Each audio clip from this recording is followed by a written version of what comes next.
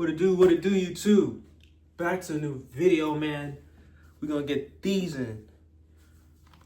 This is my journey on trying to do 3 sets of exercises. Because I don't feel like doing a long set, a long workout all the time. And that's okay. But we got to progress back to that. Back to good eating. Back to 1 hour, 2 hour workouts. Back to good fitness in your lifestyle. Anyways, we're going to continue our 3 sets. But we're going to do biceps, y'all. Chin-ups. So I'm going to do at least 10 repetitions, 5 to 10, if my body allows me. You know, continue to recoup, continue to get back. But lock in, y'all could always continue to look up to these figures, these gym figures, you know, motivation figures, just to at least do, 3 sets. So welcome back to the 3 sets. So we're gonna go ahead and start off with chin-ups this time. Instead of pull-ups like last time, which was more the back, we're gonna do more chin-up action, which is more the bicep. So watch this, y'all. Here we go.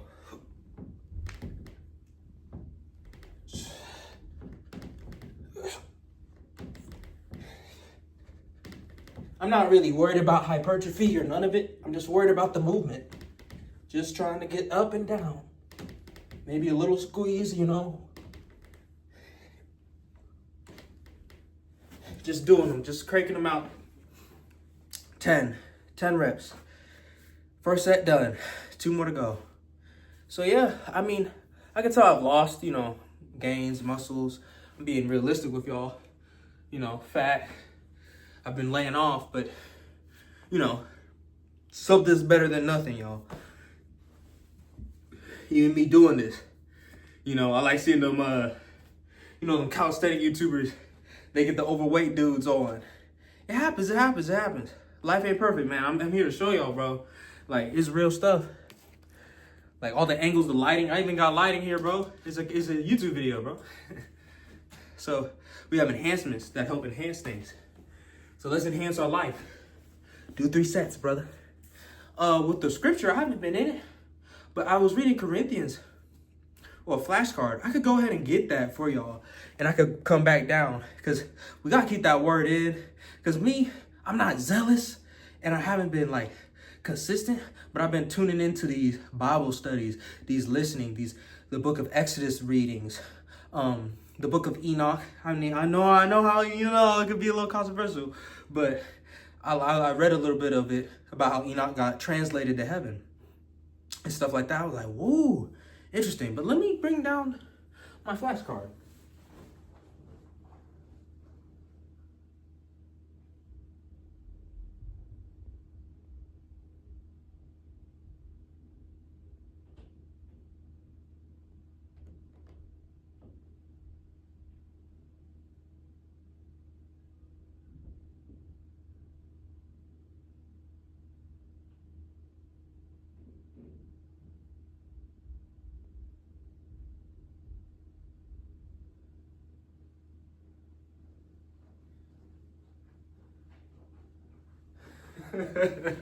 I'm leaving it unedited, bro. Y'all can skip ahead.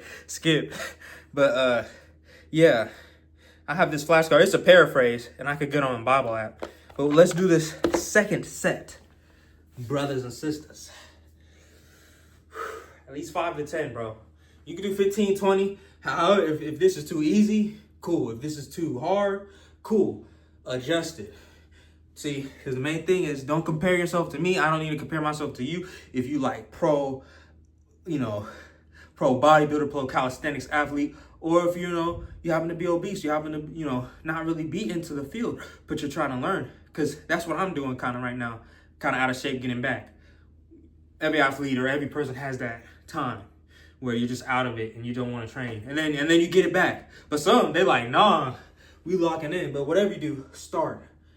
Don't just keep, open. Put in action.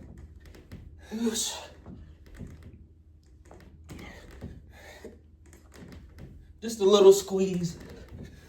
We'll do 3 more. Come on.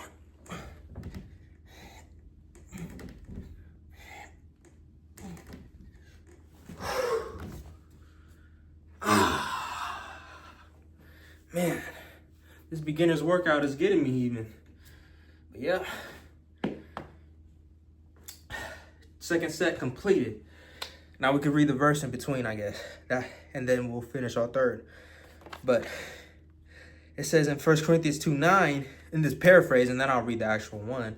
No eye has seen. So eye has seen. No ear has heard.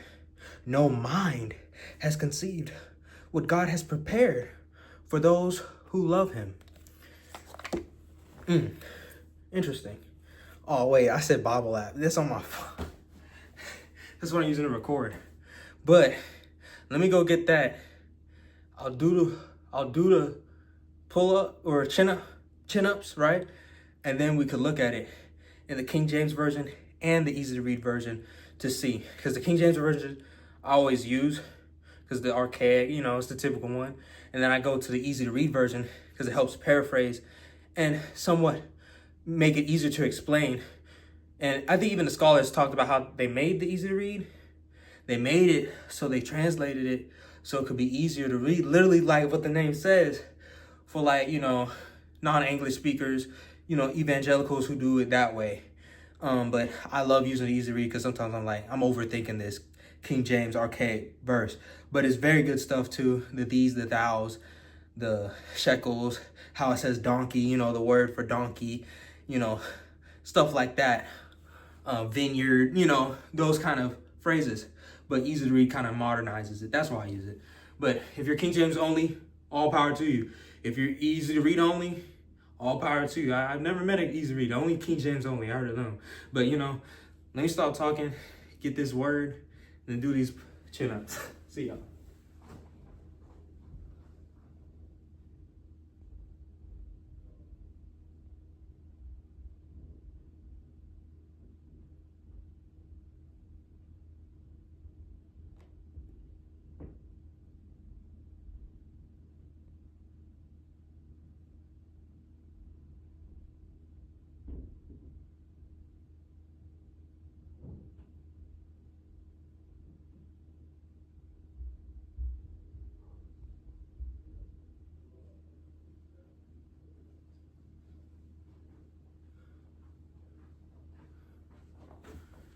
I got him, but let me do the workout part. This is like a chill talking, those talk YouTubers. You just chill talking about stuff, man. You just chilling. Speaking of YouTubers, hit up my boy. Y'all see it? Great inspiration. Fishing with Calvin. Subscribe to him, man. Great inspiration. Just hit that plug, Anyways, let me get this in.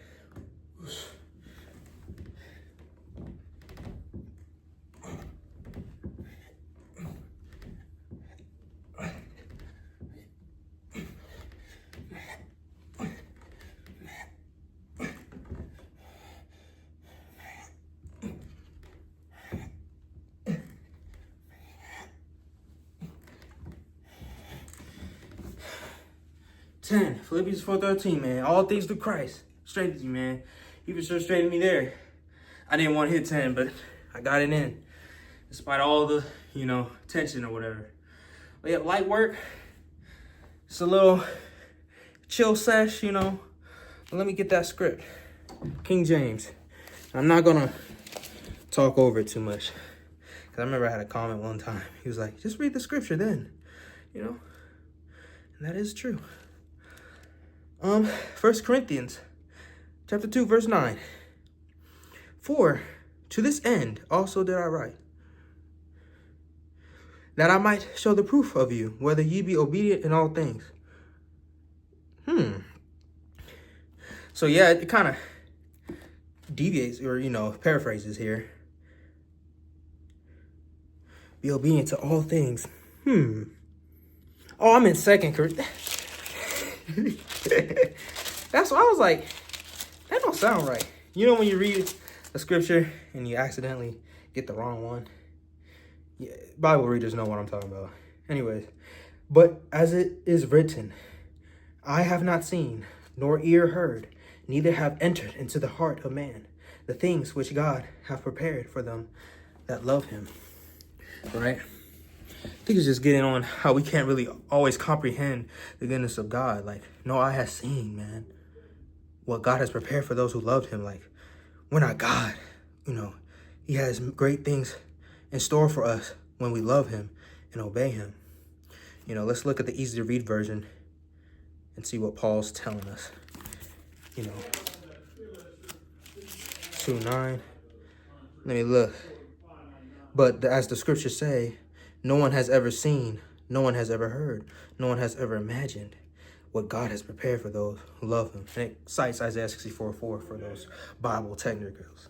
But anyways, right, just know that God has great things in store for us when we love him. But anyways, get y'all sets in.